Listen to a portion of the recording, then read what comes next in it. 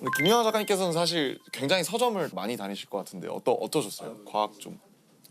근데 서점은 뭐 오면 늘 좋지 않나요? 그 보면은 저는 서점이 이렇게 거리에 이렇게 이런 특히 작은 서점들이 이렇게 있으면 이렇게 등대처럼 느껴지는 것 같아요. 그냥 왜 배 타고 가다 보면 선원들이 등대를 무조건 반갑잖아요. 안전하다고 느끼잖아요. 등대가 있으면. 근데 서점이 있는 거리는 어쩐지 안전하고 푸근해 보이잖아요. 이런 작은 어떤 서점이 어쨌든 간에 존재한다는 건 축복이잖아요. 네. 그럼 누군가가 이걸 운영하기 위해서 이렇게 출자도 해야 되고 또 하여튼 누군가가 희생을 해서 별로 이렇게 큰 돈도 못 버는 서점을 하고 있는 거잖아요. 우리 모두와 그 동네를 위해서. 그렇죠. 그러면 저는 들어가시면 반드시 한 권을 사고 나오셨으면 좋겠어요. 들어갔는데 마음에 드는 책이든 어쨌든 간에 한 권을 사서 나오잖아요. 그러면 그날의 어떤 기분 같은 것들을 10년 후에도 느낄 수 있어요. 굉장히 좋은 기념품이 돼요. 어떻게 보면 특별한 경험을 사는. 작은 책방이 갖는 장점은 그런 거 아닐까요? 저 이제 금방 생각이 든 건데 어떤 사람이 이제 선택이 많았을 때 대형 서점처럼 그러면 네네. 하나를 선택했던 행복감보다도 포기했던 나머지에 대한 미련이 많이 있는데요. 아, 근데 작은 서점을 가면 하나를 선택했으면 다음에 와서 이걸 또 보면 되잖아요. 상실감 이런 게 적지 않나 작은 서점에 오면. 네. 저는 이 동네에 있는 작은 서점 되게 좋아하는데요. 저 어렸을 때 저는 유치원을 못 다녀가지고 부모님 이제 바쁘시면은 저를 동네 서점에 맡기셨거든요. 책을 찍거나 하지만 않으면 보게 해주셨거든요. 야. 어릴 때 그 서점의 그 서가 아래쪽에 키가 작으니까 서가 아래쪽에 그 기대서 아무 책이나 막 꺼내서 막 보고 그 기억이 있어서 작은 동네 서점에 가면 약간 그런 푸근한 집 같은 느낌이 있고요. 서점이 그래서 아이들하고 가기에 굉장히 좋은 곳이라고 저는 생각을 하는데 그럼요. 네. 근데 이제 저를 돌아와 보면 사실 서점에 가서 그냥 할 일 없이 어릴 때 몇 시간씩 그냥 막 보내고 했었어요. 네. 물론 책을 그때는 돈이 없으니 사지는 못했지만 그렇죠. 이 책을 사면 좋겠다 저 책을 막 그냥 꺼내서 보면서 이렇게 안에 내용을 후루룩 본 건데도 마치 내 거가 된 것 같은 그런 기분도 많이 느꼈고 그 과정을 통해서 그 책 내용을 알게 되진 않지만 책을 사랑하게 된 것 같아요. 그러니까 이게 책에 둘러싸여 있다는 것이 야 정말 나는 책이 좋고 정말 사방의 책들을 보면서 야 진짜 갖고 싶고 이것이 책과 사랑에 빠지는 가장 좋은 방법이 아닐까? 그래서 아이들이 정말 책을 읽기를 바라는 부모님들은 아이들을 데리고 서점에 가서 야 네가 보고 싶은 책을 한번 골라봐. 이런 경험을 자꾸 시키다 보면 나중엔 아이가 스스로 가서 책을 고르는 날이 올 진짜 것이고 책 안 좋아하고 진짜 책 안 읽는 애들 서점에 데리고 가면 그 5만 가지 책들 중에 네. 마음에 드는 몇 개가 있거든요. 처음에 만화부터 보게 되는데 맞아요. 괜찮아요. 그것도 상관없잖아요. 근데 제가 서점 가면 유심히 봐요. 애들이 있는 공간에 가면 그러면 부모님이 딱 보고 다시 꽂아요. 아 이거 안 돼 하고 이거 말고 다른 거 다른 골라봐. 거. 그거 하지 마라. 네, 그리고 또 애가 또 뭔가를 고르면 또 부모님이 또 보고 왜 이런 저쪽을 여기 보는 말고 게 저쪽 어때? 매대에서 아니면 보자. 그러다가 부모가 못 참고 자기가 그냥 쥐어주고 나오거든요. 그래서 저는 옷도 그렇고 책도 그렇고 아이가 실패하는 경험도 해야 된다고 생각해요. 자기가 샀다가 재미없는 책인 경우도 있고 또 했다가 뭐 자기한테 너무 어려운 책이라는 경험도 하고 그런데 어떤 날은 자기가 샀다가 굉장히 기분이 좋은 거예요. 나한테 딱 맞는 책을 내가 살 수 있었다라는 거 애는 가져오는 거죠. 그 느낌은. 그래서 저희 같은 일반 사람들이 떠올리는 사람은 결국 사실 일론 머스크와 스페이스 X긴 하거든요. 그렇죠. 우주 산업에서 일론 머스크의 영향력이 실제로 이제 학자로서 체감하시기에 어느 정도인지. 네, 그러니까 이분이 뭐 회사의 대표이자 경영자이기도 하지만 자기가 실제로 엔지니어기도 하고요. 실제 개발에 참여를 많이 했어요. 원래 페이팔을 만들었었죠. 네네. 페이팔을 하면서 돈을 엄청 끌어 모아서 네. 그걸로 성공한 돈을 이제 우주에다가 뿌리고 있죠, 지금.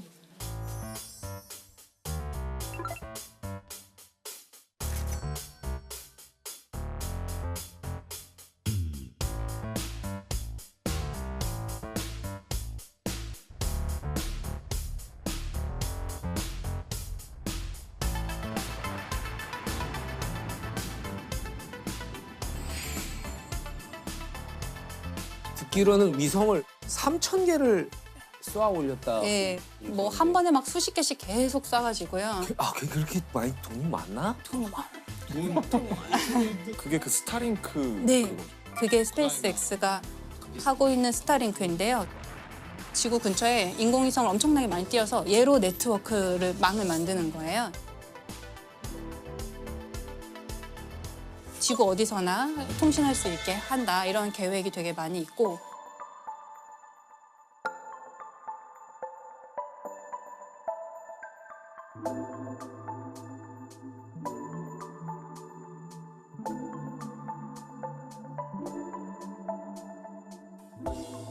사실 정말 궁금했던 게 인공위성을 스페이스X에서만 쏘아 올린 게 3,000개가 된다고 하잖아요. 궤도가 커서 그런지 그렇게 여러 국가에서 인공위성을 막 수만 개를 쏘아 올렸을 것 같은데 부딪히거나 그러지 않나요? 부딪히기도 해요. 아, 그런 그래요? 사고가 날 수 있고 그래서 어느 정도 그 밀도를 유지하게끔 그런 규칙이 정해져 있어요. 그래서 그 규칙이 있구나. 예, 우주로 쏘아 올리는 모든 물체는 등록을 해야 되는데요. 등록할 때 이제 우리가 어느 궤도로 보낼 것이다, 임무 수명이 어느 정도다, 임무가 끝난 다음에 어떤 식으로 폐기할 것이다 이런 이제 대략의 계획이 있어야 되거든요. 근데 문제가 되는 것은 거기에 참여하지 않고 자력으로 등록하지 않는 물체를 올리기도 해요. 왜냐하면 이게 등록 안 했다고 해서 처단할 수 없거든요. 뭐 거기로 가서 불법도 뭐 이렇게 할 아니고 수도 없고 그렇죠. 그러니까. 그 갔는지도 모르니까 이제 지구 규모에서는 뭐 새로운 게 올라왔는지 안 올라왔는지를 알기는 어렵잖아요. 그래서 거기에 이제 참여하지 않으면 그런 미확인 비행 물체들이 정말 근데 네. 진짜 최근에 뭐 이렇게 기사 보니까 우크라이나 전에 전쟁에 있어서 그것들의 정보를 제공하거나 예, 이런 위성들을 우리가 이제 파괴하겠다. 그러면 만약에 거기서 쐈다. 그럼 미국이 가만히 있지 않을 테고. 이러면 진짜 우주 전쟁이 벌어지는 거 아니에요? 그래서 그 상대방 국가의 인공위성을 요격하는 기술을 이제 많이 개발하고 있는데 큰일 났다. 큰일 났어. 역시. 스타워즈라고 그러죠. 그러니까 옛날에. 스타워즈네. 그거를 처음에 실험을 해야 되는데 우리가 실험을 남의 나라 위성을 진짜 요격하는 실험을 할 수는 없잖아요. 그러면 그래서 전쟁 나니까. 자국의 오래된 위성, 폐기해야 되는 위성을 자기가 격추하는 그러다 실험을 해요. 잘못 격추하면 할 수도 있고. 자기네가 이제 실험적으로 격추를 했다. 폐기에 대해서 격추를 하면은 완전히 다 없어지는 게 아니잖아요. 사실은 그래요. 파편들 쓰는 끼. 맞아요. 그런 일이 실제로 일어날 수 있고 파편들이 굉장히 문제가 많이 되죠.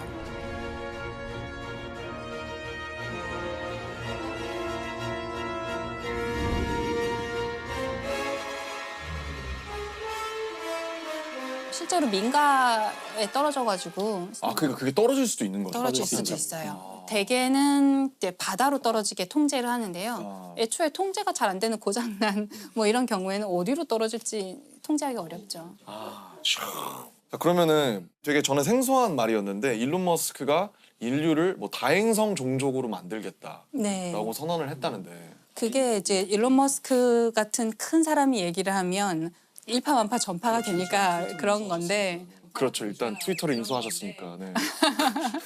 맞아요. 근데 이제 원래 있던 말이긴 한데요. 그러니까 우리가 뭐 멀티 플라네터리 스피시스 이렇게 다 행성 종족이에요. 여러 행성을 오가는 여러 행성에 걸쳐서 생존하는 그런 종족인 인간이 우리가 그렇게 돼보자 그런 이제 목표를 가지고 있어요. 뭐 화성에 사람을 이주시키겠다. 그래서 장기간 거주하게 만들겠다 이런 얘기를 하고 있고.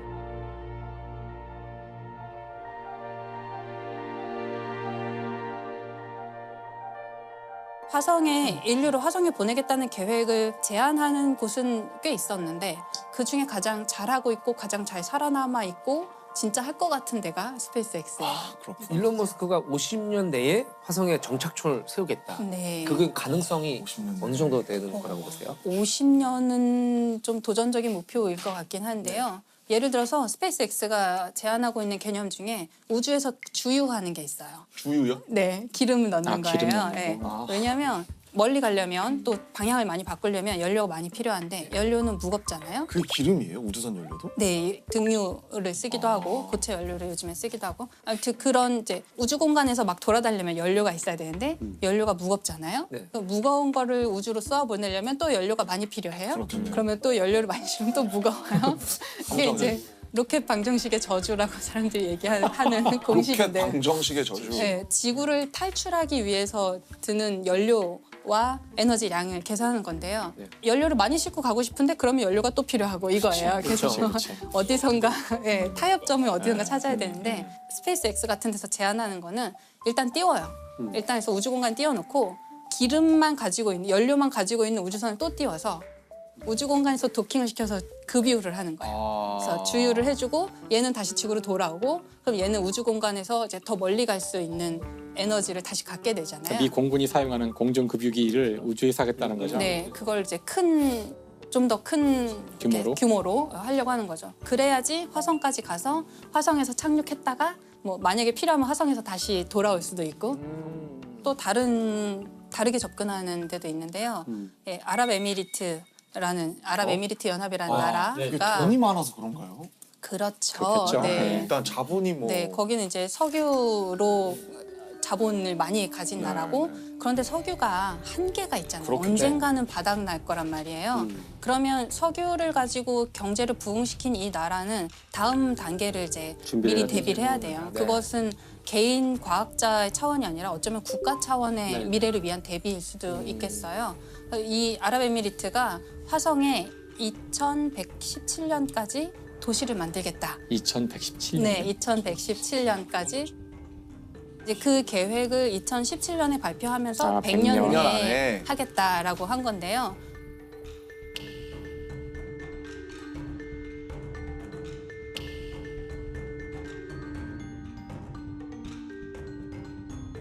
국가 차원에서 굉장히 우주 탐사를 갑자기 막 속도를 엄청 빠르게 진행시키고 있어요.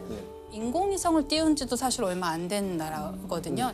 그 인공위성 띄울 때 우리나라 기업에서 기술을 되게 많이 전수해줬거든요. 외부의 도움을 되게 많이 받았던 완전 우주 탐사에서는 신생 국가인데 갑자기 화성에 사람 보내겠다라고 하니까 사람들이 웃었을 수도 있잖아요. 근데 지금 벌써 화성에 탐사선 보냈고요. 아 보냈어요? 네, 진짜요? 몇 년 만에. 그러니까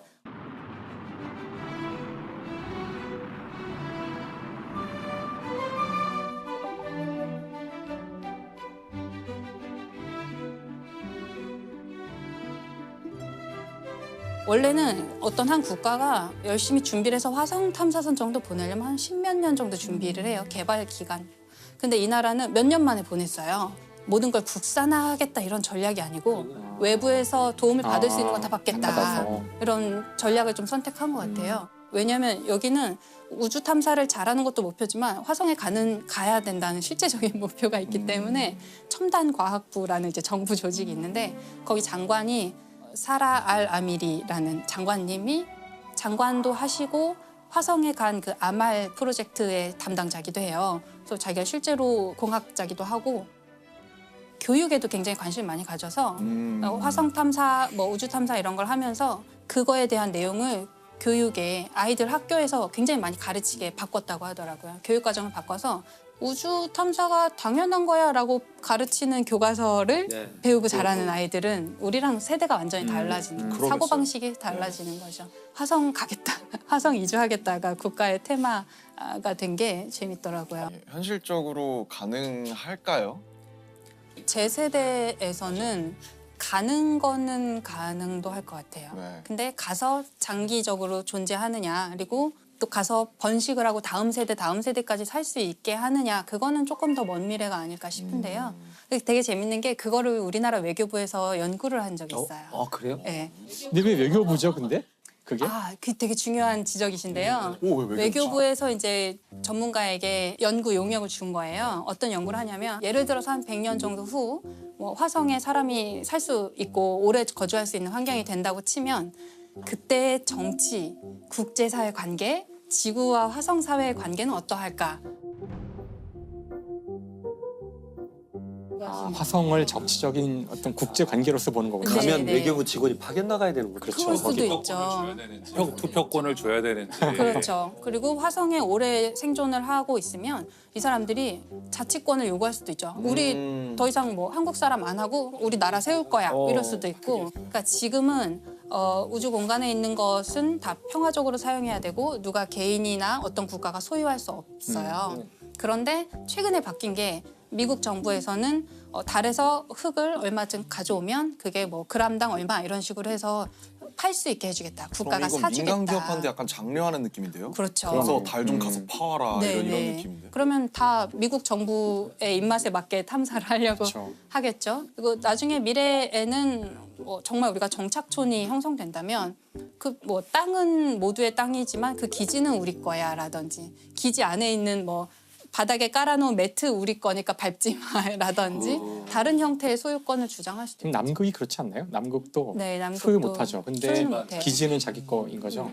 저런 화성도 만약에 여러 정착촌이 여러 나라 정착촌이 있다면 결국에는 우리 여기서 일어나는 일은 지구까지 보고하는데 몇 년 걸리고 우리끼리 해결하는 뭔가를 만들자 하고 분명히 있을 문제는 지구에 자꾸 뭔가 시킬 거거든요. 네. 야 너네 뭐 좀 채취해서 보내. 뭐 좀 안 돼. 정작 화성에 있는 사람들 그걸 하려면 우주복 입고 나가갖고 너무 힘들고 막 이런데 야 이거 언제까지 우리가 이거 지금 계속 받아야 되지? 이런 순간이 올 거라고 생각해요. 독립하겠죠. 네, 독립하자. 이거 연락 끊자. 손절. 야. 그죠. 이걸 누가 했냐면 그런 게 이제 국제 정치나 이런 거를 연구해 본 경험이 있는 사람들이 네. 잘할 수 있는 거죠. 그걸 전공하셔서 석사를 받으시고 SF 소설을 쓰고 있는 배명훈 작가님이 그걸 했어요.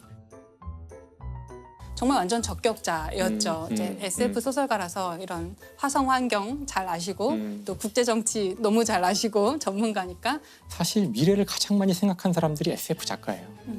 맞아요. 그래서 사실 미래를 알고 싶으신 분들은 SF를 보면 되거든요. 맞아요. 책을 보면 돼요. 책을 보면 지금 오늘 우리가 한 모든 이야기에 대한 모든 가능성, 여러 가지 가능성들을 이미 다 생각해서 글로 써놨고 심지어는 이야기하지 않은 것도 다 쓰여 있거든요. 맞아요. 네. 아마 그것이 우리가 미래를 시뮬레이트하는 가장 좋은 방법이 뭐 해보는 것보다 SF 소설을 보는 거죠.